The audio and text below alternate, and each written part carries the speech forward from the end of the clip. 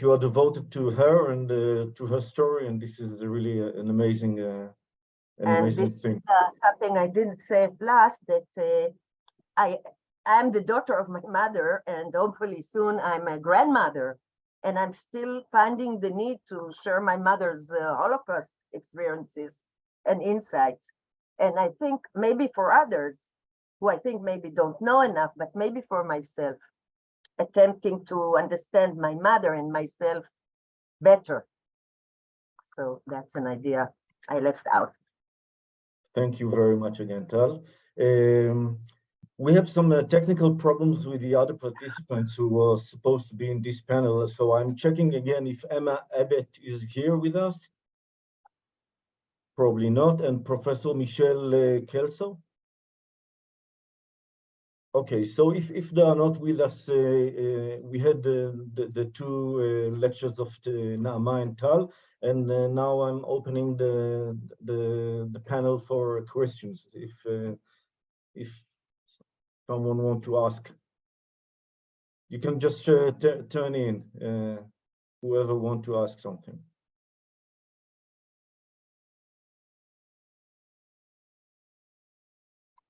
Andrea, you have Andrea there. Yeah.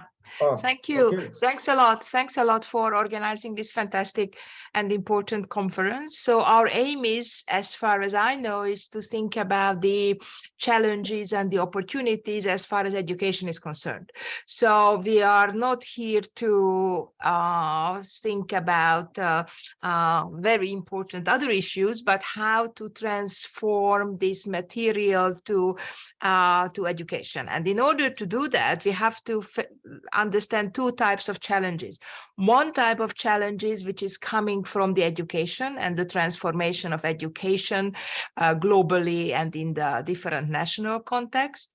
And the other challenges is related to the topic itself, namely remembering women in the Holocaust.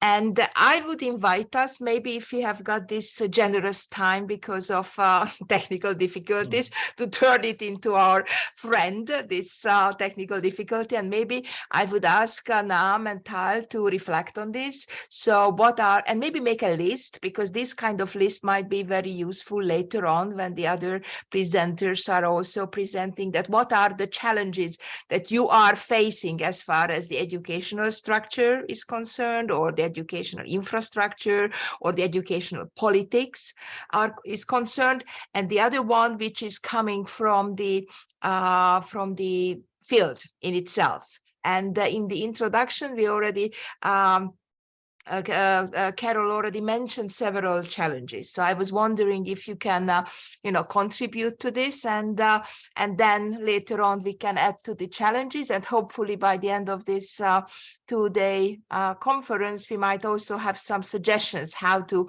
overcome those challenges. Thanks a lot. Thank you. Now, I suggest you start. Wait, may I ask a question before you start, please?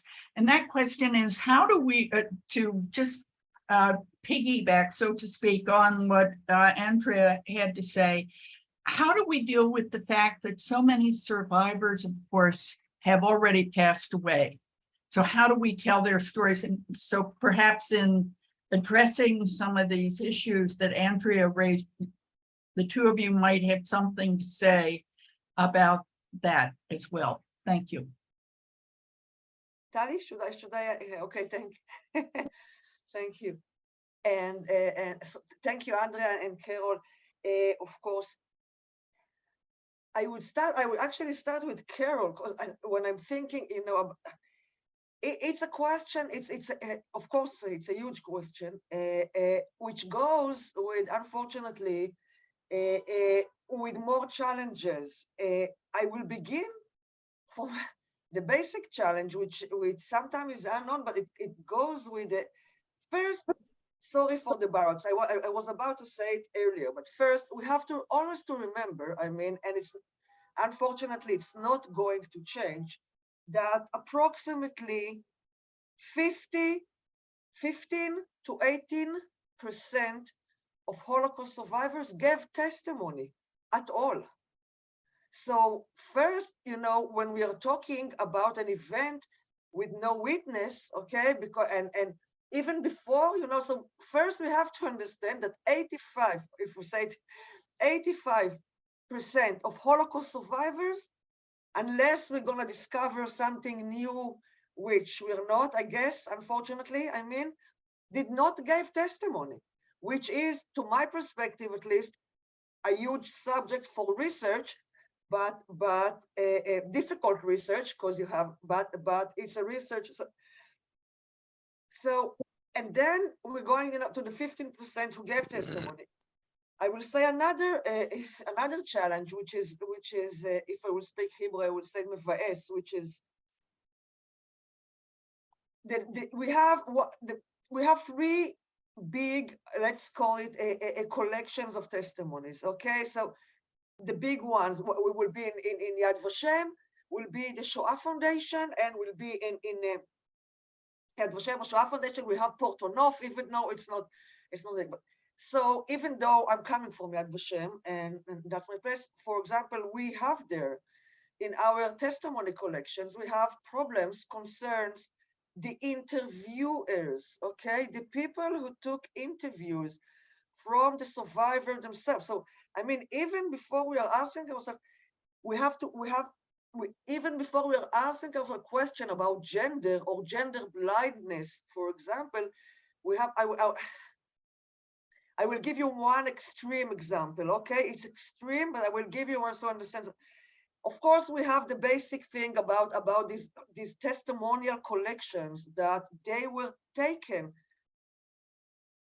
do accept Porto Nof, which is Porto Nof, it's in Yale, it's an amazing testimony collection. It was established by Dori Laub and by Jeffrey Hartman, and they were actually taking the testimonies or listening to the testimony in a way as a therapy, like a Zerem Todah, like a self-consciousness, okay?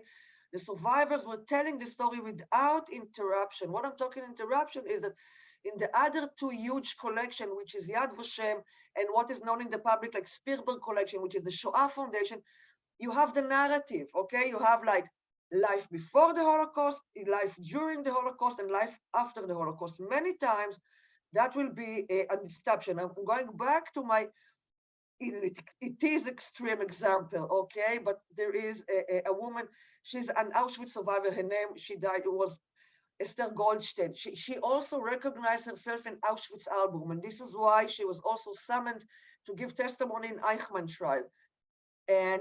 But in what happened to her, she is entering the camp with three of her sisters. One of her sister in the selection, there is a very difficult description how this is 1944, okay? So the Germans are doing this ideological, from their ideological pshara, ideological, they entering the camp more women who have small children, they taking the small children. Tali was just talking about motherhood by force. And this is what they're doing to Piri, her sister. They're coming from Hungary.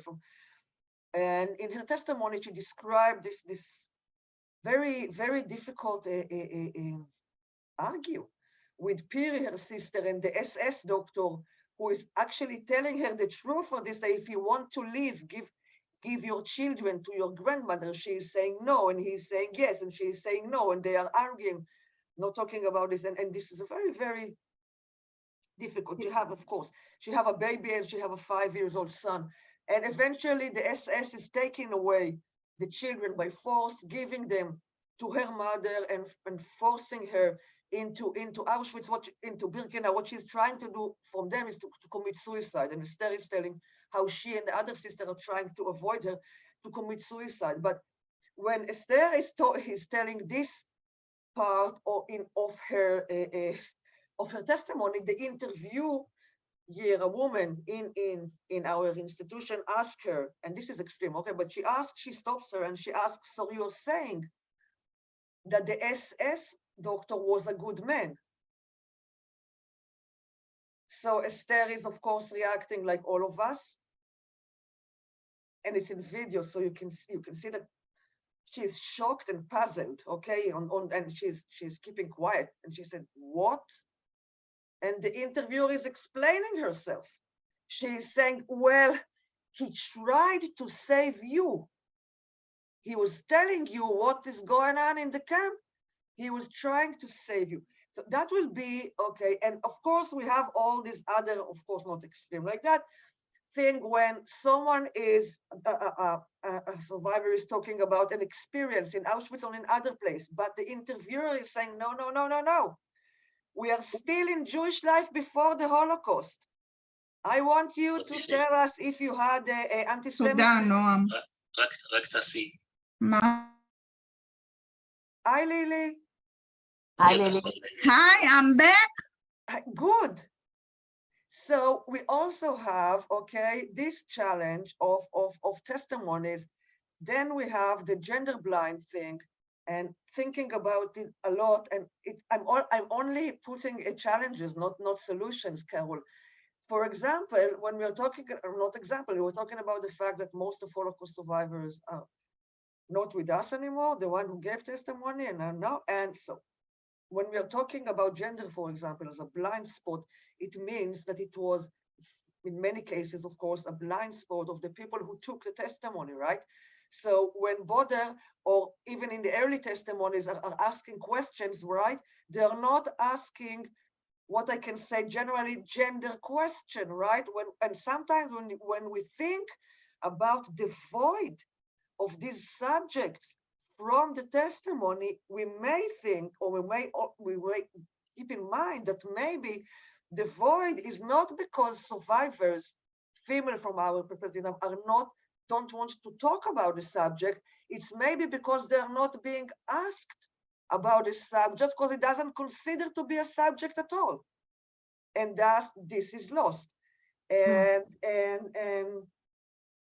talking about, so the question was, sorry, and about education, about challenges. So Carol, I think that we have to go back deeply to testimonies. There are so many testimonies that have not been examined yet. It seems to us to be like surprising, but not. We have so much basic material, raw material, initial materials, like testimonies, like diaries, that we're reading in the time, in sub-camps, in small camps, in places that were not checked yet. And this is something that we have to, I think, we have to do. And from educational point of view, and the subject of women in the Holocaust, first, I think, unfortunately, at least in Israel, it's not yet, maybe with more a subject or a legitimate subject.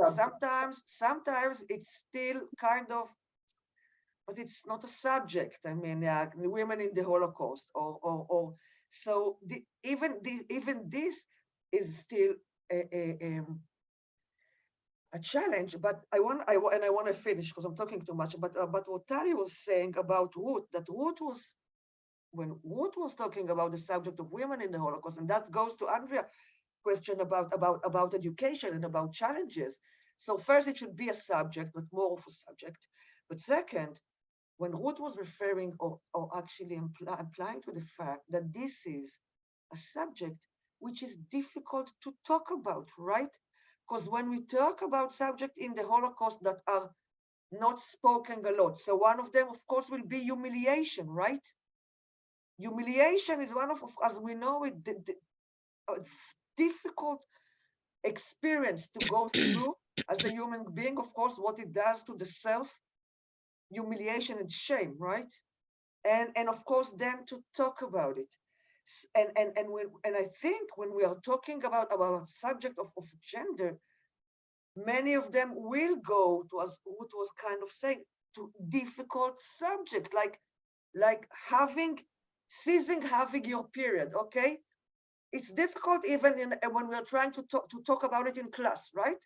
It can be even embarrassing, right? For some of it depends on the age of the students. And it's difficult and it's humiliating. How do you deal if you're not stopping having pregnancies? And these are, and also I know it sounds, I'm not comparing suffer by no means, but okay, but I will say, and these are difficult subjects. Losing children, okay? There is argument, I know, between us scholars, if there are subjects that survivors were actually omitting or omitting to talk about it. I think it will be, at least to my research, that will be losing children. It's quite difficult to find testimonies saying, I lost my child, or my child was murdered. I find from Auschwitz, for example, handful of them. And it's not that there were no mothers who lost their children in Auschwitz, because this subject is, as Ruth was saying, of course, so difficult. And it also bears, unfortunately, a punks of guilt, which kind of escort, I can say, people in a way for many lives. So that's it. Thank you. Sorry, talking to thanks. I will not add much after Naama's wonderful points. I will just say, first of all, concerning my mother, she herself did not admit it. She could not talk about the horrific things she personally went through. It was hard for her to testify. She gave testimony to Yad Vashem and of course, and Spielberg, but in her books, she admitted it's too hard for her to write about it. And if I quote, one of her quotes about writing about the Holocaust was that she has to write it in a very dry, minimal way. And I write, and then I get to the, to the pit. To the pit, remembering Anichka and Peter and the other children she took care of. And there I stop. I can't do the next step. But now, putting that aside, I think that regarding at least what I see in Beit Terezin, where I'm a part of the board, art is a very good way of connecting the younger generation to testimonies and to stories. For instance, if it's about dilemmas, to hear or listen or see an exhibition and then talk about the dilemmas and maybe take it to the next step. Third generation artists are doing artworks inspired by Theresienstadt survivors. They get the testimonies, they don't know the survivors, and they do statues or plastic drawings or dances or anything in the field of art. So that would be another way to, and they do hear the testimonies or get them written. That was one example. I myself guide or train second generation peers to tell their stories of their parents and their family, because I've been doing it